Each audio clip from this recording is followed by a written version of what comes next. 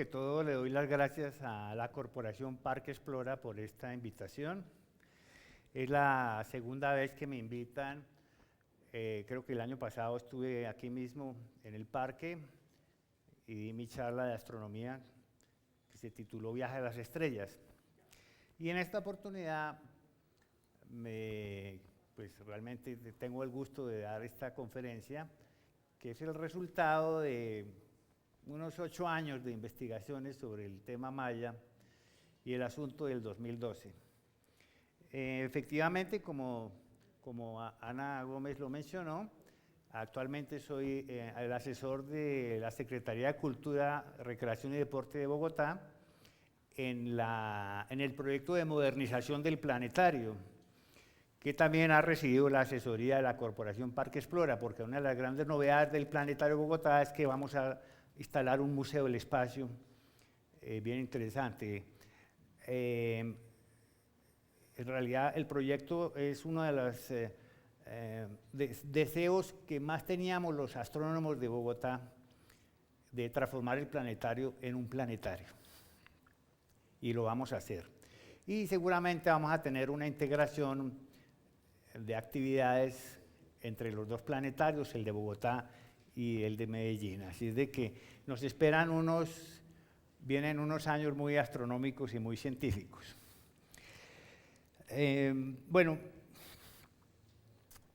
Esta conferencia va a durar 1 hora.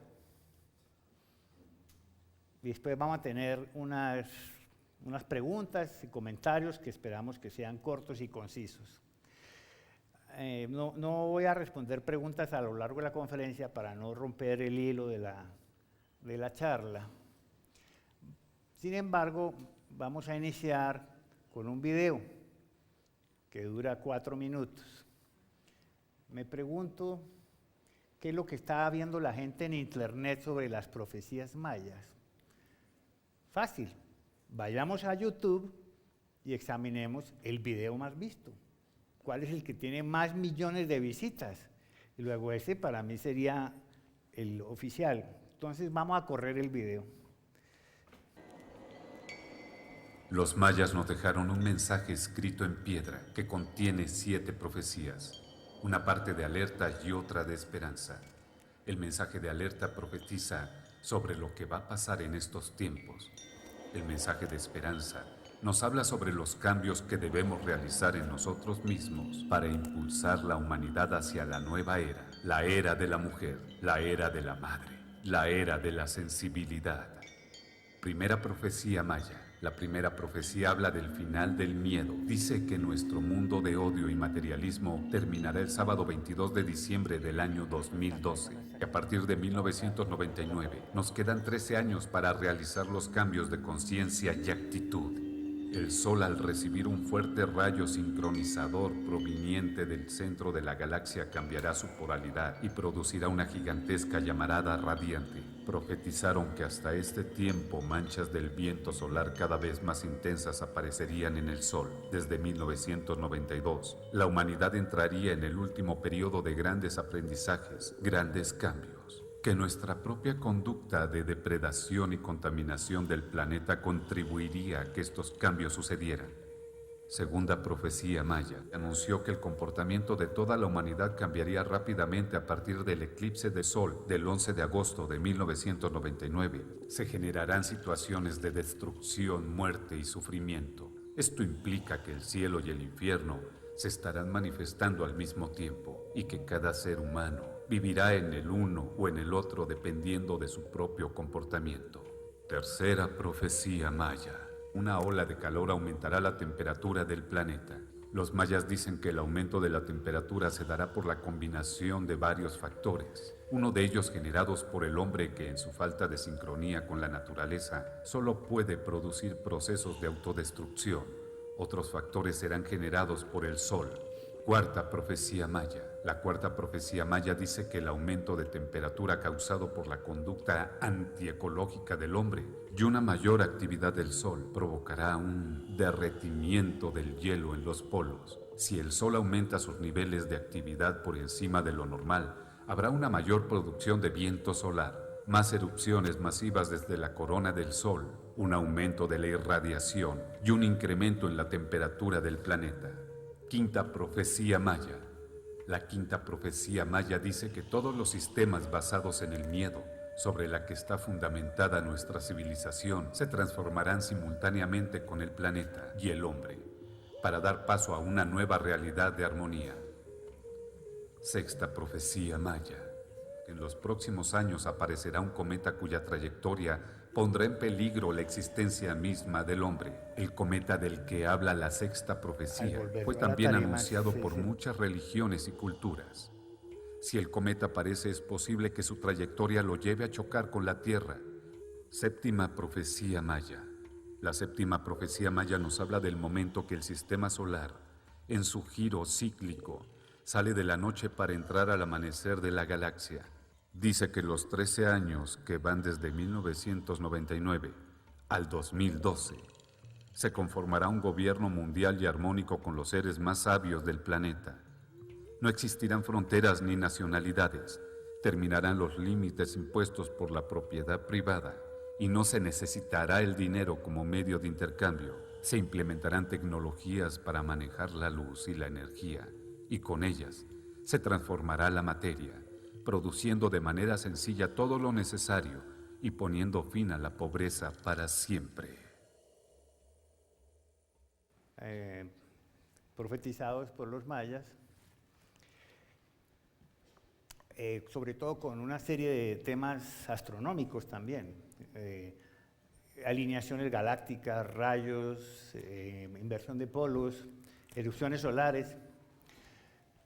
Aquí en el auditorio también tenemos varios de los amigos de varios astrónomos. Aquí está Gabriel Jaime Gómez, que fue director del planetario durante varios años y conoce muy bien de estos temas. Y hay bastante gente de ciencia. Los científicos tenemos un método que se llama el método científico, que más o menos en resumen dice: a grandes afirmaciones, grandes evidencias.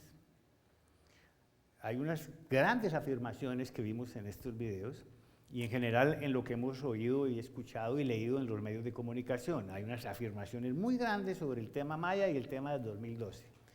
Vamos a buscar esas evidencias, vamos a buscar esas grandes evidencias sobre el tema.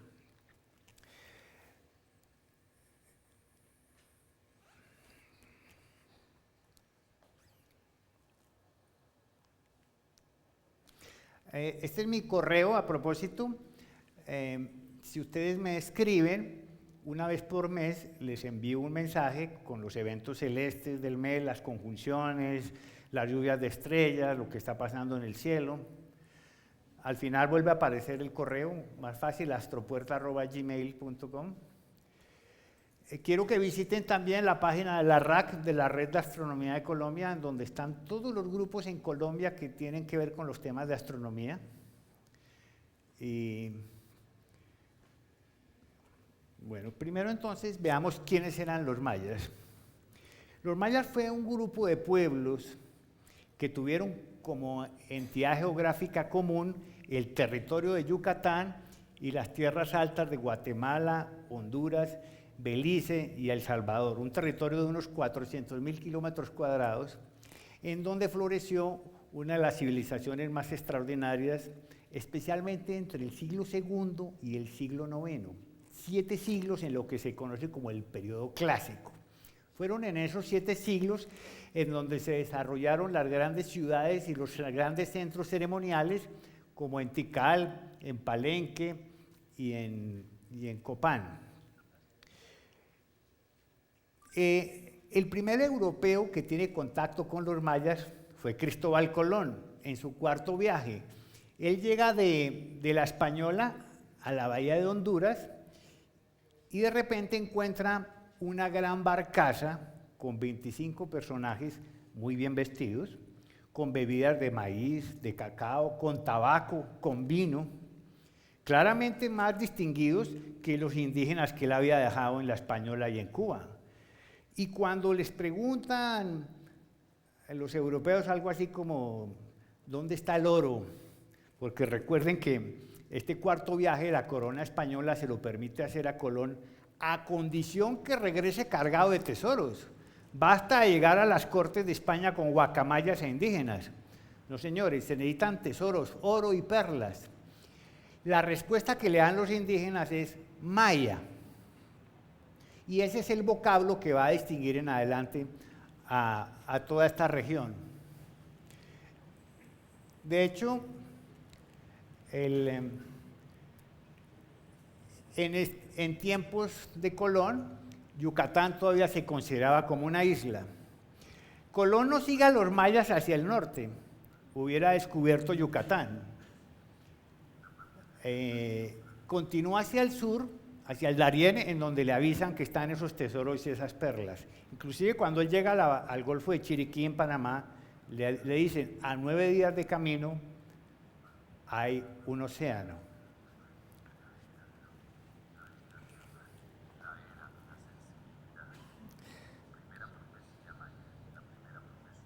Perdón.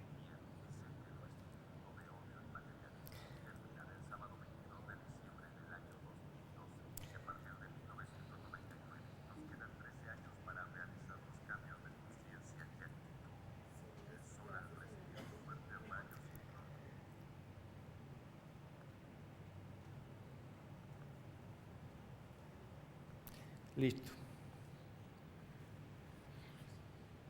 A la luz. Si Colón hubiera emprendido el viaje a través del Istmo de Panamá, hubiera descubierto el Océano Pacífico 8 años antes que Vasco Núñez de Balboa y se hubiera dado cuenta que estaba frente a otro mundo y no, como él pensaba, en las costas de la China o de la India. Pero Colón estaba peleado con la geografía y recuerden que ese cuarto viaje de Colón termina en desastre y él va a regresar a España no cargado de tesoros, sino cargado de cadenas. Pero cuando los europeos llegan en el siglo XVI a Yucatán, ya las ciudades mayas estaban abandonadas y cubiertas por la selva. Y los mayas que estaban allí, descendientes directos de esos pueblos, no sabían por qué. No hay muchas referencias en la conquista de la colonia acerca de las ciudades mayas. Esto continúa así más o menos hasta mediados del siglo XIX, hacia 1850, cuando una serie de aventureros europeos empiezan a recorrer el mundo maya y a descubrir estas ciudades. Aquí destacamos al novelista inglés John Stephens, que con su amigo el dibujante Frederick Catherwood empiezan a recorrer Yucatán y Stephens a escribir maravillosos relatos sobre lo que estaban descubriendo y Catherwood a dibujar. Y encuentran y publican un libro que se llama Aventuras en Yucatán. Con los relatos de Stephens y las ilustraciones de Catherwood, el libro tiene un gran impacto, porque lo que mostró es que aquí existió una civilización de un grado de desarrollo intelectual impresionante, tan alto o superior al de las grandes civilizaciones del mundo antiguo, y no como la corona española le había vendido a los europeos que en Yucatán solo existían unos indígenas harapientos y zarrapastrosos. No, señor. Esto claramente mostraba que aquí existió una civilización de un desarrollo impresionante.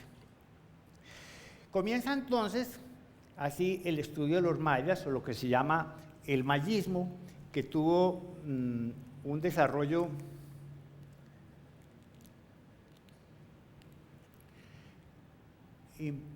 notable. Lo que sabemos de los mayas es que antes de esa cultura existió la cultura olmeca, más o menos en la misma región. De los olmeca es más conocida sus enormes cabezas talladas en piedra volcánica de hasta 25 toneladas de peso, que representan un doble enigma. Primero, la figura negroide pareciera sugerir una conexión entre los dos continentes, conexión que no está probada todavía. Se sabe que, o se piensa que son retratos de los soberanos en el momento de su muerte. Y lo segundo es cómo transportaron estas enormes piedras o cabezas desde lugares muy lejanos en una civilización como en Mesoamérica, que no conocía la rueda, ni las herramientas de trabajo con metales.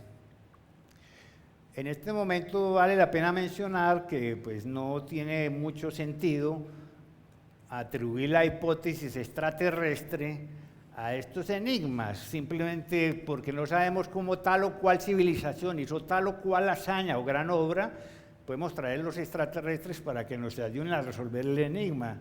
No, yo pienso que estas obras, al igual que las pirámides de Egipto, las mismas pirámides mayas o la Gran Muralla China, eran grandes obras públicas para mantener ocupada la mano de obra de los imperios, nada más peligroso para los gobernantes que tener la mano de obra ociosa.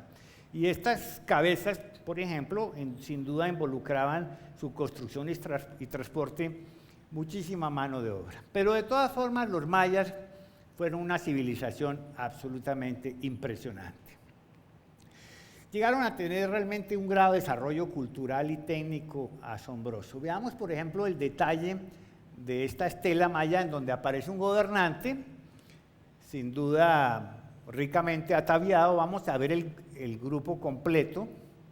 Él está siendo atendido por su reina, que le está ofreciendo su máscara de jaguar. Sin duda se preparan para una ceremonia pública. Y escritura. Todo el tiempo está apareciendo la escritura en las estelas mayas. Este es como una especie de cartel de propaganda. A los soberanos mayas les gustaba mucho mostrarse ante el pueblo con toda su fastuosidad, su magnificencia, mostrando lo que estaban haciendo a cada momento. Los códices mayas, los únicos 3 códices o libros mayas que sobrevivieron a la masacre cultural que hicieron los europeos en el siglo XVI, solo sobrevivieron 3 códices. Los códices de Dresde, París y Madrid. Los nombres de las ciudades que albergan los museos donde están estos códices. Estos códices contienen calendarios, calendario de Venus, contienen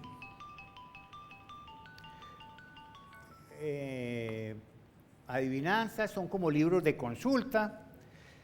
En realidad, lo poco o lo mucho que sabemos de los mayas, en buena parte lo sabemos por los 3 códices. El obispo Diego de Landa duró 3 días quemando códices, 3 días quemando estatuas, 3 días quemando representaciones culturales asociadas a la religión y la leyenda maya, contrarias a la campaña evangelizadora en la cual estaban empeñados los europeos. Es algo así como si esta civilización desapareciera y dentro de 1000 años llegara no sé quién, los marcianos, los extraterrestres, y encontraran 3 misales, 3 libros de oraciones, y todo lo que supieran de nosotros es por esos 3 libros de oraciones. Esa es en parte nuestra tragedia con el mundo maya, que solamente tenemos los 3 códices, el de Dresde, el de París y el de Madrid. Del Códice de Madrid extraigo esta figura, un perro cantando, lo cual denota una abstracción intelectual pues realmente notable. En este vaso observamos a un soberano que está recibiendo a unos visitantes con unos presentes, y de nuevo la escritura logosilábica que nos indica todo el tiempo lo que está sucediendo, lo que está pasando en esta escena.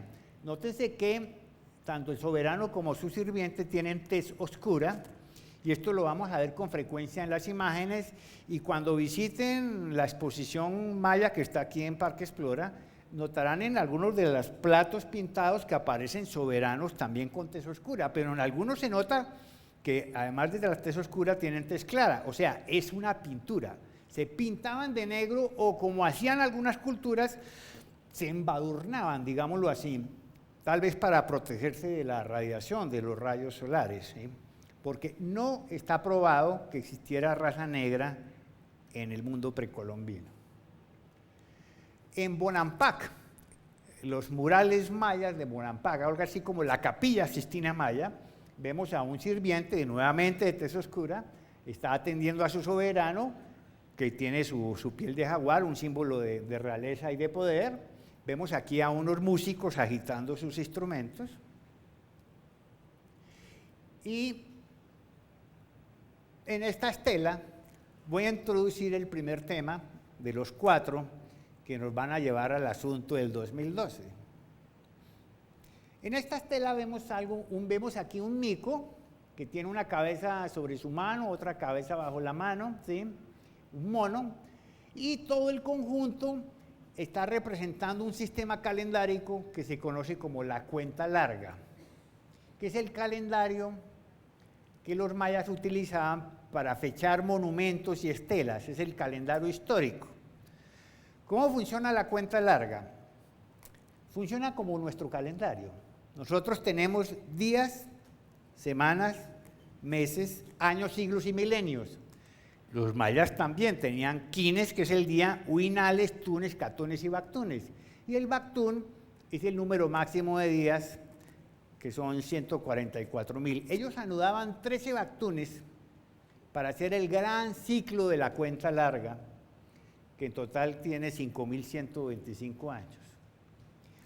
Hace más de un siglo, aproximadamente un siglo, los mayistas se dieron a la tarea de correlacionar la cuenta larga con nuestro calendario moderno, en la correlación que se llama Goldman-Martinez-Thompson o correlación GMT. Y descubrieron que al hacer la correlación del actual ciclo de la cuenta larga, esta se inicia el primer día del primer bactún, cuando hace el 10000, primer día, en un tiempo muy remoto, el 13 de agosto del año 3114 a.C. Y luego, llevando la correlación a nuestro calendario moderno, el último día del último bactún sucederá el 21 de diciembre del 2012. Ese es el primer elemento acerca del tema del 2012. El segundo elemento aparece en la estela 6 de Tortuguero en México, en Tabasco, México. Es en la única estela en donde se menciona el tema del 2012. En esa estela, que está rota, se puede leer, el Bactún 13 terminará en 4 Ajau 3 Canquín, que es el 21 de diciembre del 2012, será el descenso de un dios, el que está allí marcado, el dios Bolón Yocté, que algunos mayistas aseguran que es un dios del inframundo, es un dios de muy buen aspecto, pero eso es todo. No hay más referencias en todo el mundo maya al 2012, salvo la estela 6 de Tortuguero. No existe ninguna otra, ni en los códices, ni en las pirámides, ni en las estelas. Eso es todo lo que tenemos. Luego, ese video que ustedes vieron al principio no es original maya. Y después les voy a contar quién se lo inventó. El siguiente factor es la mitología maya. Efectivamente, la mitología maya, como muchas otras culturas del mundo, sí tienen la idea de mundos que se crean y se destruyen. Es una idea muy afín a las grandes culturas, una renovación y regeneración permanente. Y en el libro sagrado maya, en la Biblia maya, que es el Popol Vuh, efectivamente aparecen mundos que se crean y se destruyen. El primer mundo es destruido por unos jaguares, el segundo por huracanes, el tercero por erupciones volcánicas, el cuarto por una gran inundación, un diluvio que es muy común en muchas culturas, y el quinto mundo, el que corresponde al actual ciclo de la cuenta larga, pareciera que va a ser destruido por terremotos. Pero, ¿qué es una mitología? Pues eso es, una mitología es la forma como los pueblos antiguos interpretan los fenómenos naturales, incluyendo el origen del mundo, el origen del universo y el origen de los hombres. En el caso del Popol Vuh, el quinto mundo es exitoso porque crean el hombre del maíz, que este sí adoraba a los dioses y los dioses le permiten a ese hombre ser exitoso. Y después van a crear a las mujeres para esos hombres, ¿sí? Pero tampoco podemos darle visos de realidad a una mitología simplemente porque provenga de una gran civilización. En ese sentido, tendríamos que afirmar que luego tienen razón los griegos cuando afirman que el planeta o el dios Marte es el responsable de las guerras y catástrofes. No, simplemente una mitología es eso, una mitología.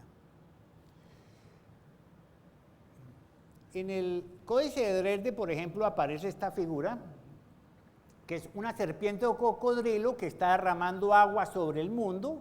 La diosa de la luna tiene un cántaro volteado que también derrama el agua sobre el dios de la muerte.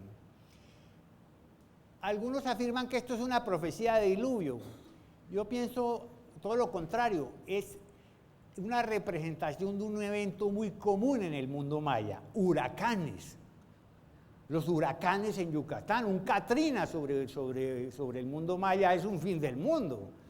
Y esto era muy frecuente, que sucedieran estos desastres. El siguiente tema, que es el cuarto que nos lleva al tema de los mayas, y es la superstición maya. Miren, por ejemplo, en este códice, vemos la imagen del dios de la muerte.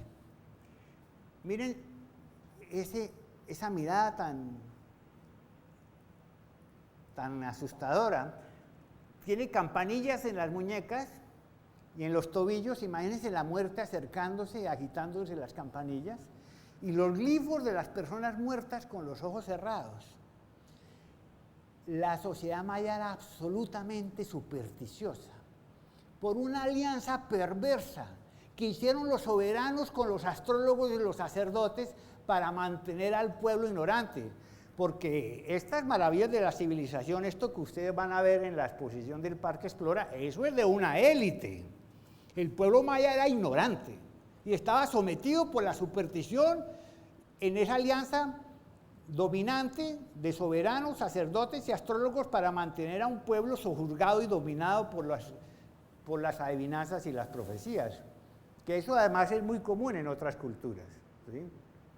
El juego de pelota, una representación de las fuerzas del cosmos en constante movimiento, se practicaba con una pesadísima pelota de hule, en la cual había que pasarla por un pequeño aro y no se podían usar ni las manos ni los pies, solamente las rodillas, las caderas y los codos y la cabeza. Pueden imaginarse los lesionados que habría ahí, y duraban varios, hasta días jugando este juego de pelota. En 1948, el arqueólogo mexicano Alberto Ruz, en el Templo de las Inscripciones en Palenque, encontró la tumba de Pacal, cuyo sarcófago, la tapa de 3,5 metros de largo por casi 2 metros de ancho, representa al dios Pacal o al rey Pacal, que en aquellos años de los 60, los autores como Erich von Däniken y Charles Bergier nos lo mostraron como el astronauta. Efectivamente, el astronauta está aquí sentado en su cohete manipulando unos controles, inclusive aquí sale el fuego del cohete y él sale hacia las estrellas. Pues no, resulta que no es el astronauta, es el señor Pacal, que sale de las fauces del inframundo, trepa por el árbol de la vida, que es una ceiba, atraviesa la Vía Láctea hacia el ave sagrada, que es un quetzal, un símbolo de renacimiento. De hecho, hay una inscripción que anuncia que el señor Pacal regresará a este mundo en el 4º milenio. Así es que de entrada no existe el fin del mundo para los mayas, es simplemente el ciclo, linajes de sus gobernantes que van a durar muchísimo tiempo. Esta es la máscara de jade que cubre el rostro de Pacal, que está en el Museo Antropológico de México. Algo de numeración maya: el 1, que es un punto, el 5, que es la barra, luego el 19, que son 3 barras y 4 puntos. Y cuando entramos al 20 aparece el 0. Los mayas conocían el 0, igual que los árabes y los hindúes. Manejaban base vigesimal. Al tener el 0 puedes manejar grandes números. Se cree que, entre otras cosas, el Imperio Romano, una de las causas por las cuales colapsa, Es porque no tenían el cero, no pudieron llevar la contabilidad del imperio, porque sumar y multiplicar en números romanos es muy difícil, o imposible, no sé cómo se hace. Los mayas podían manejar enormes números, grandes números. Veamos, por ejemplo, este juego calendárico. Aquí vemos los 13 números, que el 13 es un número importante para ellos. Vemos del 1 al 13, aquí está el 13, que lo combinan con la rueda que se conoce como el Solquín, que es algo así como el mes maya, la rueda de los 20 días. Y la combinaban con la rueda que se llama el Jab, que es la de los 365 días, la del año. Entonces aquí hay un tema interesante. Este día, que es el 4 Ajau, 8 Cumcu, 4 Ajau, 8 Cumcu, para que este día se repita, tienen que pasar exactamente 52 años. Entonces los mayas asociaron este ciclo calendárico a una celebración que se llamaba la Fiesta del Fuego Nuevo, en la cual los sacerdotes y los soberanos se reunían con todo el pueblo en las grandes plazas públicas para observar el tránsito de las Pléyades, ese cúmulo abierto de estrellas que está en la constelación Tauro, y afirmaban que si las Pléyades se detenían, el mundo se acababa. Pero si las Pléyades continuaban su camino, significaba que los dioses habían hecho otro contrato de 52 años con el mundo maya para continuar en este mundo. Y celebraban con el fuego y las hogueras y hacían unas grandes fiestas, pero por supuesto los soberanos y los astrólogos sacerdotes sabían que las Pléyades iban a continuar su camino. Era el pueblo ignorante y supersticioso el que estaba convencido de que eso podría suceder. Era la utilización de un conocimiento astronómico privilegiado para usarlo, para manejar al pueblo que siempre vivía sometido a esas supersticiones. De hecho, el común de la gente maya vivía consultando permanentemente a los astrólogos y adivinos para un viaje o para tener algún evento importante, un matrimonio. ¿Y cómo hacían todo esto? Pirámides, enormes pirámides para sobresalir sobre las selvas de Yucatán y poder observar los cielos, no solo como grandes obras públicas, como lo mencioné, sino también con el propósito de la observación de los cielos, con claras referencias astronómicas. En la pirámide del Castillo, o pirámide de Kukulcán, en el equinoccio de primavera, que además fue ayer, la sombra de la arista desciende por las escalinatas hacia la cabeza de la serpiente, en un alineamiento astronómico exacto. Aquí vemos, por ejemplo, en Waxatún, cómo se utiliza un punto de observación con referencias en el horizonte para calcular solsticios y equinoccios. Y esto que parece un observatorio, pues sí, es un observatorio. Es el observatorio del Caracol en Chichén Itzá, parcialmente destruido por un rayo, pero las ventanas se sabe que tenían alineaciones hacia el horizonte para observar la salida y puesta de los planetas, especialmente del planeta Venus. Observatorios como estos hay más de 100 en el mundo maya.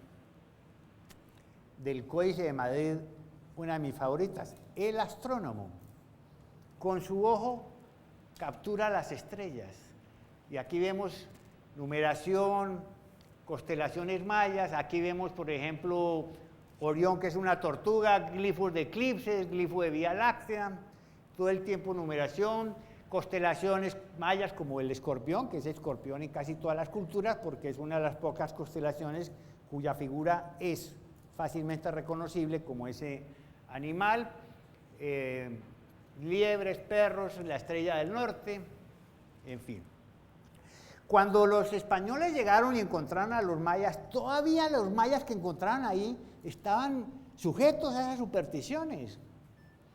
Vemos en este texto cómo todavía le temían a Venus, que es la estrella de la aurora, ¿no? Venus, Y claro, si tú le tienes temor a Venus y no puedes salir de tu casa hasta que el planeta se oculte, pues tener la información en el momento exacto en el que sale el planeta era muy valioso como manejo político de la situación. El calendario venusino que está en el Códice de Dresde apenas se equivoca en 14 segundos en anticipar la salida de Venus sobre el horizonte. Los mayas fueron los mejores astrónomos del mundo antiguo, nadie como ellos, obsesionados por el registro de los movimientos de los astros, por esa concepción cíclica del tiempo. Ese evento que está sucediendo en este momento, asociado a esta conjunción, se va a repetir cuando la conjunción aparezca nuevamente. Anticipar los fenómenos del cielo te permitía anticipar los fenómenos terrestres y así ganar poder por información privilegiada. Imagínense entonces en estas grandes plazas los soberanos ataviados en forma magnífica, mostrando su conexión con los dioses celestes. Buena parte del éxito del soberano era mostrar esa conexión con los numerosos dioses del cielo.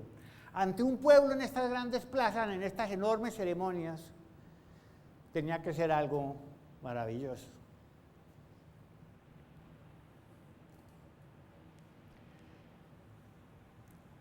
Veamos este texto. Allá dice, 3 ajau es el día cuando se reunirán el sol, la luna y la noche. Se capturará el lagarto y así se juzgará el mundo. Nuestro Padre el cielo caerá sobre la tierra. Y los 13 dioses llegarán al fin de sus días y comenzará entonces el gran fin del mundo.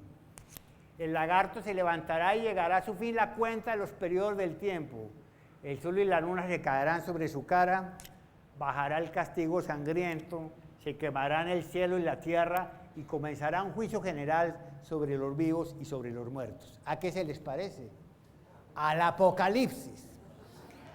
Libros del Chilam Balam, siglo XVII. Las profecías que aparecen en los libros del Chilam Balam fueron escritas por mayas convertidos bajo la tutela de los frailes en campaña evangelizadora. Encontraron un pueblo maya ignorante y revirtieron sus leyendas y profecías en corte apocalíptico.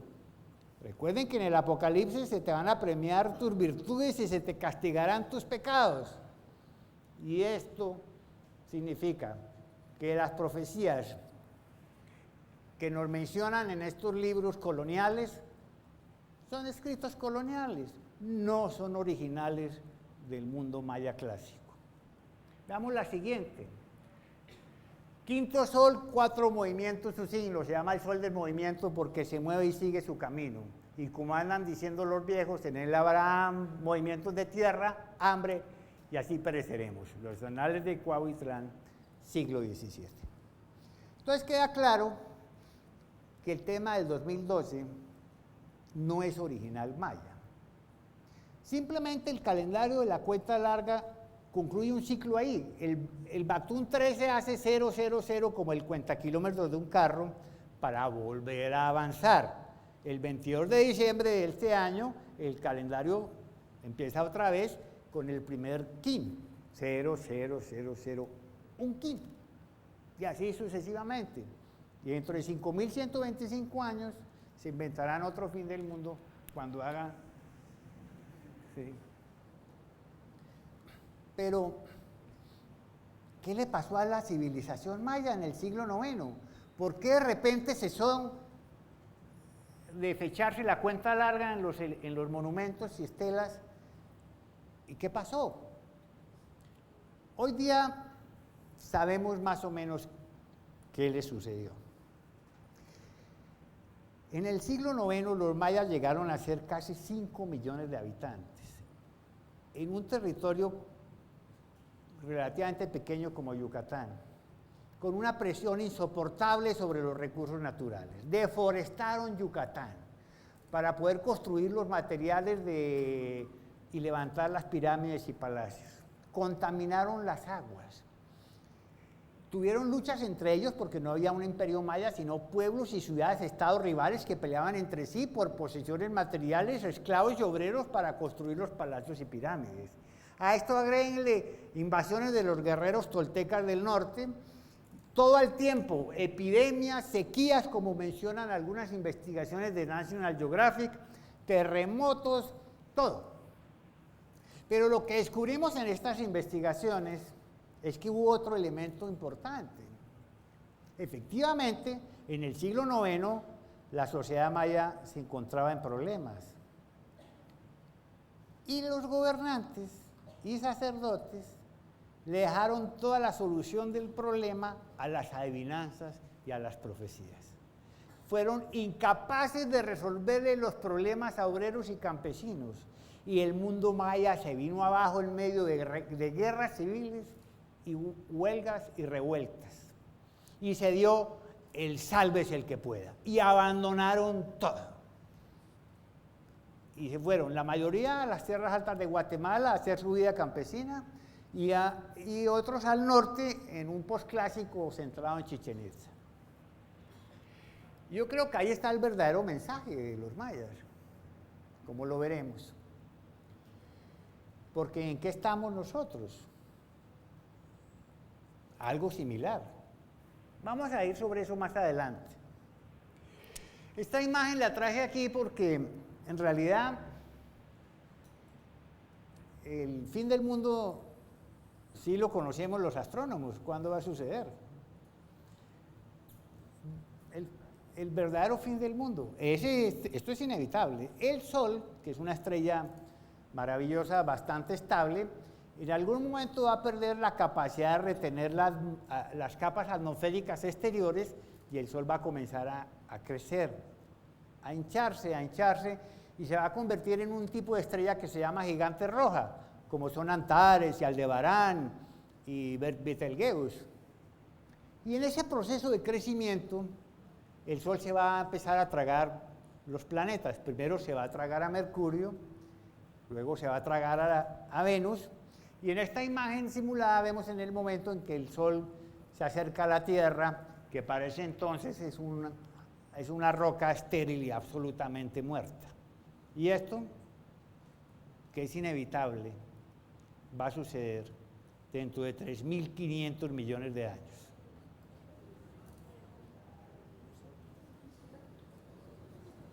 Este es, no sé si es por la mañana o por la tarde, pero debe ser de día, ¿no? Porque está el sol ahí. Okay. ¿Quién se inventa entonces el 2012? El 2012 se lo inventan tres autores norteamericanos llamados Frank Waiters, Terence McKenna y José Argüelles. Especialmente a José Argüelles, al que se le considera el hombre detrás del 2012. En 1977 él escribe este libro que se llama El Factor Maya, en donde descubre que el calendario de la cuenta larga termina el 21 de diciembre de 2012, que es el solsticio de invierno y que el Sol se encuentra en Sagitario, justamente en el lugar donde está el centro de la galaxia. Y asocian ese factor Maya del 21 de diciembre con el centro galáctico y una especie de rayo que saldría despedido hacia el sistema solar. Los otros autores manejan un tema más similar al de la nueva era, una época de cambio, una serie de transformaciones cósmicas, y enseguida, por ejemplo, este libro yo lo encontré en 1997 en Tikal, en donde se habla ya del tema, hace muchísimo tiempo, y ahí fue que yo dije, ve, esto está interesante, ojo, esto va a ser carrera, y entonces aparecen cada vez más y más libros y más libros. ¿Por qué? Porque la franja esotérica acogió el 2012 con entusiasmo, lo abrazó, lo adoró. Cada uno a inventarse más y más cosas para atribuírselas a los mayas. Hola, qué irrespeto con los mayas. ¡Qué vergüenza! ¿Cómo es posible que tal cascada de sucesos se puedan atribuir? Y como veremos en el lenguaje en el que están escritos, que es el lenguaje pseudocientífico, que es lo que realmente presenta el riesgo. Si ustedes ponen Amazon y ponen Mayas 2012, les van a salir docenas y docenas de páginas con toda clase de, incluyendo mis libros, claro, ¿no? Pues eso, no. Este libro, este periódico me lo trajo un amigo, no sé si por la lámina del Kama Sutra o porque esto, que a propósito no me la entregó, ¿no? Pero entonces uno lee, esto es del Perú, entonces uno lee efectos de la inversión polar, la NASA dice, los científicos afirman, se van a derretir los polos, la inversión magnética, atribuyéndole a los científicos. Entonces, esto, ¿qué pasa? Esto lo está leyendo la gente, ¿no? Este es el libro en cuestión que escribí con Arturo Espina, y muy preocupado por el tema de los niños, con la editorial Panamericana hice este trabajo, porque es que en el planetario de Bogotá, donde yo estoy, hace años, desde hace rato, los niños han llegado a preguntar, profesor, ¿se va a acabar el mundo? Porque entonces como para qué ir al colegio. ¿No? Lo cual me parece así. Y los maestros también diciendo que los niños están muy inquietos, que cómo les explican el asunto. Entonces decidí escribir este libro, pues, para el tema familiar, ¿no? Bien. Pero antes de Cristo, ¿hay profecías del fin del mundo? Es difícil. Es que el tiempo es cíclico. Miren, la concepción clásica del tiempo es esta, una serpiente que se muerde la cola. En las grandes civilizaciones del mundo antiguo no hay fines del mundo. Simplemente observaban los ciclos de la bóveda celeste, cómo se repetían las estaciones del año sucesivamente. Los árboles perdían sus hojas y volvían a renacer, de los cadáveres putrefactos salía vida, todo era un renacimiento, unos ciclos. Existe muy pocas referencias al tema del fin del mundo. Hay una, por ejemplo, que es esta, en una tablilla siria, en la que se afirma, un rey asirio dice que nuestra tierra se ha degenerado por la corrupción y la depravación, y les avisa que el mundo se va a acabar. Y hay otra en Roma que anuncia también una leyenda de 2 águilas, que se puede acabar la ciudad de Roma, y no hay más. Pero la concepción judeocristiana acaba con el tiempo cíclico y lo pone lineal. Creación, juicio final. Y se disparan las profecías del fin del mundo, impulsadas por el Antiguo y el Nuevo Testamento. En el Antiguo Testamento, por el libro de Daniel, y en el Nuevo Testamento, aquí está una sección del libro de Daniel, y en el Nuevo Testamento por el libro de las Revelaciones o Apocalipsis de San Juan. Y ahí aparecen docenas y docenas de profecías de fin del mundo, desde el siglo I, asociadas a toda clase de eventos, a la segunda venida de Cristo, a la batalla del Armagedón, a los 4 jinetes del Apocalipsis, al anticristo, al arrobamiento, con toda clase de eventos cósmicos, terrenales, astrales. Son docenas y docenas, son centenares. Profecías del fin del mundo es lo que hay y lo que ha habido. Aquí hay algunas, a ver, estos son los 4 jinetes del Apocalipsis. Aquí vemos el anticristo en una pintura de Goya, ¿sí? En una profecía del año 950, el año 1000. En el año 1000 se pensaba que el mundo se acababa y estaban construyendo las catedrales del milenio, allá en Francia y en Alemania. Pues el mundo se acababa y cesaron la construcción. Pasó el año 1000, 1005, 1020, 1030, no se acabó el mundo, entonces reiniciaron las construcciones, ¿no?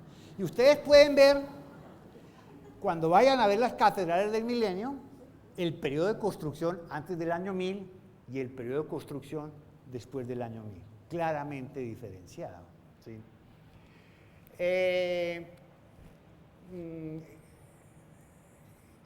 La peste negra, esto sí fue un fin del mundo, la peste bubónica que arrasó en el siglo XIV y mató a 50 millones de personas en Europa.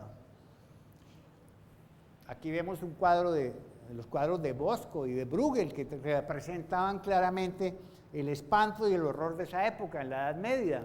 ¿Sí? El año 1666, ese número es asociado al maligno, porque el número perfecto es el 7, el 6 es imperfecto y el triple 6 es triplemente imperfecto. ¿Sí? En esta profecía de la señora Mary Bateman, una gallina colocaba mensajes anunciando el fin del mundo, ¿no? Pero, entonces después se descubrió que era un truco, ¿sí? La gallina mágica, ¿no? La bruja de Yorkshire la llamaban, ¿sí? William Miller y los milleristas, que le dan origen a las religiones adventistas, y de ahí se derivan los testigos de Jehová, que son los campeones de las profecías del fin del mundo. Los piramidologistas, que aseguran que la pirámide de Keops tiene referencias claras a una serie de profecías catastróficas. El cometa Halley en 1910. Se pensaba que la Tierra iba a atravesar la cola del cometa y la gente moriría. Y hubo muchos negocios de gente que, por ejemplo, en este cartel se está anunciando que alquile un submarino para meterse debajo del océano y salvarse del gas. Y hace muchos años, en una conversación con Germán Arciniegas, nuestro famoso escritor, él nos contó, y lo estoy viendo así en vivo, que él estuvo en el atrio de la Plaza de Bolívar en Bogotá, viendo el cometa Halley, y que se apareció un paisa vendiendo caretas anticometa. Me lo dijo.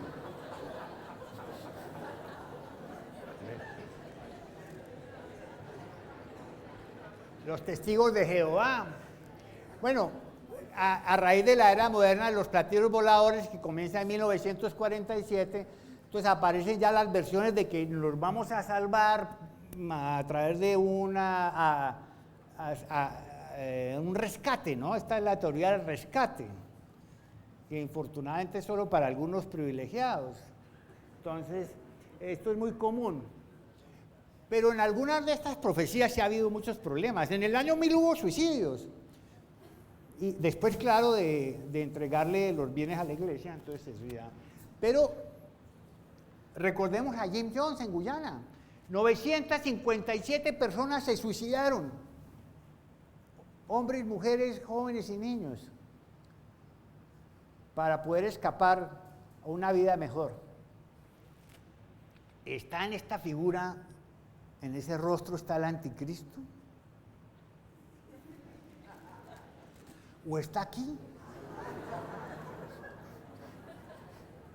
Este señor también tenía su profecía del fin del mundo. Acuérdense de Charles Manson y sus famosos asesinatos en California, incluyendo el de la actriz Sharon Tate.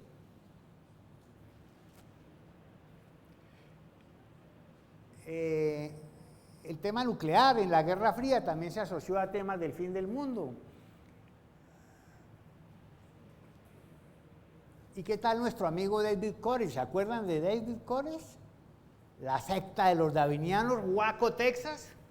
Está aquí el anticristo, este es el demonio. 75 personas se suicidan allí después de asesinar a unos federales en un combate casi que cuerpo a cuerpo, y todos mueren.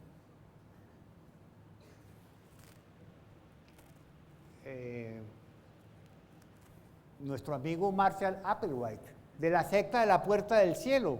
Los 38 seguidores se suicidan con barbitúricos. Los encontraron acostados en literas, todos con túnicas blancas y zapatos tenis Nike nuevos. Cada uno tenía la maleta de viaje y dinero en el bolsillo. Y todos los hombres estaban castrados. Marshall Applewhite. La secta de la Puerta del Cielo, para subirse a un platillo volador, ¿se acuerda Gabriel Jaime? Que venía detrás del cometa Hale-Bopp. en 1997. Pero, si observamos, yo he conversado con los psicólogos allá en la Universidad de los Andes, y ellos dicen, mire, las personas que se unen a esas sectas es gente absolutamente normal, común y corriente, pero todo el mundo tiene problemas. Y hay unos líderes carismáticos, alucinados o fraudulentos que logran anular la voluntad individual para obtener que el grupo se mueva como un cardumen, para poder someterlos con la promesa de una vida mejor o de una mejor situación o de una salvación. ¿Sí? Nostradamus tenía algunas profecías, el Y2K, que fue un síndrome informático, este fue un fin del mundo muy chimbo, ese no me pareció interesante. A la Virgen de Fátima, que no tiene profecía del fin del mundo, le están atribuyendo también una profecía. El año pasado Harold Camping sacó letreros en todo Estados Unidos anunciando que el fin del mundo era el 21 de mayo. ¿Sí? Y así sucesivamente, el libro perdido de Nostradamus, o Profecía del fin del mundo del 2012, y viene la de Newton en el 2060, y así sucesivamente. Pero este fin del mundo, el de los mayas en el que estamos, tiene dos diferencias. La primera es que, al contrario de esas otras, en donde vimos histerias individuales y colectivas en grupos cerrados o sectas, que tenían esa información privilegiada, este es el primer fin del mundo de la era de las redes sociales.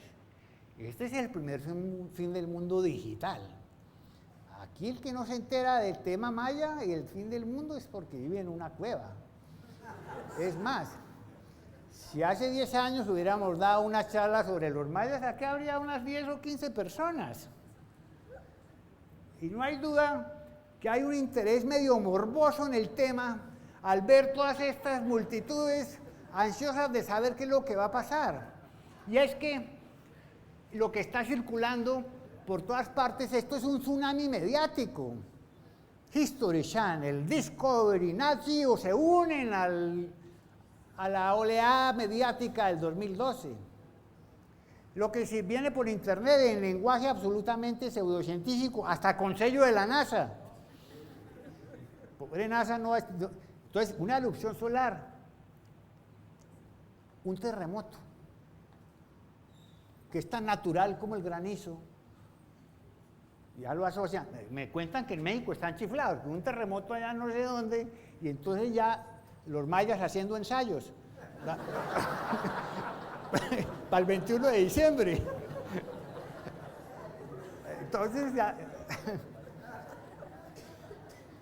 Sí, o sea, sí, uno se ríe, hola, pero últimamente uno dice, hola, ¿no será que me compro unos enlatados el 21, más agua? ¿Cómo es la cosa? O sea, realmente hay una cosa mediática, pero a mí me preocupan son los niños, que están recibiendo una información bastante engañosa en esos lenguajes pseudocientíficos, en esas edades de los 5 a los 10 años, y muchas personas que no tienen la base cultural y científica mínima para poder diferenciar lo que es falso de lo que es verdadero. Es que yo tengo en la historia, cada año aparece un correo que dice que el planeta Marte se acerca y va a quedar del tamaño de la Luna. Muy bien escrito, de un observatorio que ha avisado esto, salgan a verlo, por favor, última oportunidad en su vida, algo maravilloso, avisen a los vecinos, a los amigos. Hola, y ese 27 de agosto sale la gente como loca a ver cómo se acerca a Marte. No puede ser, ¿me entiendes? Ese es el riesgo que tiene todo este tema del Internet. Deforestamos 11 hectáreas de bosques por minuto. Hielo, si quieren ver hielo en la superficie del planeta en 30 años, van a tener que abrir la nevera, porque no va a haber absolutamente casquetes polares. ¿Y en qué están nuestros gobernantes?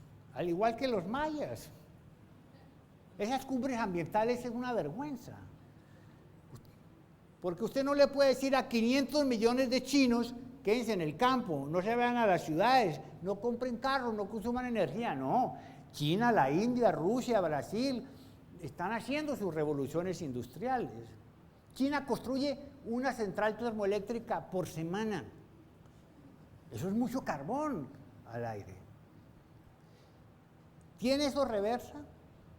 O sea, claramente hay una conciencia de que el planeta está mal y que va a estar mal. Estamos mal en el 2012, vamos a estar peor en el 2013, pésimos en el 2014. Entonces, se están asociando las dos cosas. Las falsas profecías con un hecho real que coincide en esta época en la cual los medios multiplican. Acuérdense esas escenas del tsunami en Japón. Fácilmente usted las asocia con un fin del mundo. Realmente impresionantes. El planeta está mal. ¿Ven? Estamos terminando. Para terminar, está mi correo, astropuerta@gmail.com, por favor, escríbanme. Unas reflexiones finales. Miren, yo sé que aquí hay de los dos bandos. Aquí hay personas que realmente creen un poco que además podría mirarse esto como un cambio. Bueno, hablemos de eso. Miren, hemos sufrido más cambios en nuestras vidas por los avances médicos y sanitarios de los últimos 50 años o por la revolución tecnológica digital de los últimos 20, que simplemente porque llegó la era de Acuario. Estamos cambiando todo el tiempo, el cambio es permanente, el universo es dinámico y cambiante. Ahora, si llegó la era del cambio, pues bienvenido, porque me parece buena idea que cambiemos nuestra actitud hacia nosotros mismos, hacia nuestros hermanos y hacia el planeta. Creo que sí hay que cambiar. Y si queremos que el 2012 sirva para algo, que sea para ese cambio. Para terminar, déjenme decirles algo. El 21 de diciembre del 2012 es viernes.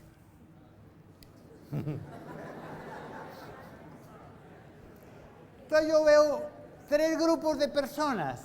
A ver ustedes en cuáles se clasifican. El primer grupo es aquellos que no sé cómo se han abstraído. Es que yo me imagino en los medios y la cosa del 20. Pero no, están en los centros comerciales comprando los regalos, se dan los villancicos, la novena, 21 de diciembre. ¿Sí? El segundo grupo en el cual yo me clasifico, estamos yendo hacia la rumba del fin del mundo que hay en Villa de Leyva, o otras que hay docenas, pueden verlas en internet. Hay muchas páginas de fiestas del fin del mundo, hay inclusive páginas para organizar tu fiesta del fin del mundo. Tipo de música, cómo disponer el escenario, ruta de escape por si acaso, materiales, hay comida perecedera, porque el 2012 es un enorme negocio también. Esto está moviendo millones, ¿sí? Es un tema comercial bien interesante. Me preocupa el tercer grupo, que sí se ha convencido de que las catástrofes inminentes están en movimientos, en la era de los movimientos de los iluminados, o la era de la luz, o los que están, es que hemos visto imágenes en televisión de gente construyendo refugios, armándose, por favor. Los correos que me llegan, hay un correo que me llegó hace poco, mi hermanito se fue donde un amiguito y encontró que estaba guardando agua y comida en el closet porque el mundo se iba a acabar. Un niño de 8 años que está en ese plan, por favor, que perfectamente puede cometer una locura. Y eso es lo que me preocupa mucho los niños. ¿Qué dice la Unión Astronómica Internacional? ¿Qué nos dice a los astrónomos, a los científicos? La Unión Astronómica nos dice: ojo con el 2012. Por cada mensaje sensato van a salir 10 charlatanes. Pero esta es la oportunidad que tenemos para enseñar. ¿Enseñar qué? ¿Quiénes eran los mayas? Antropología, cosmología, astronomía. Para enseñar historia, ciencia. Aprovechar esta focalización mediática sobre el tema para tratar de dar este combate y hacer más conocimiento científico. Las grandes evidencias de la profecía maya del 2012 no las hemos podido encontrar. Muchas gracias.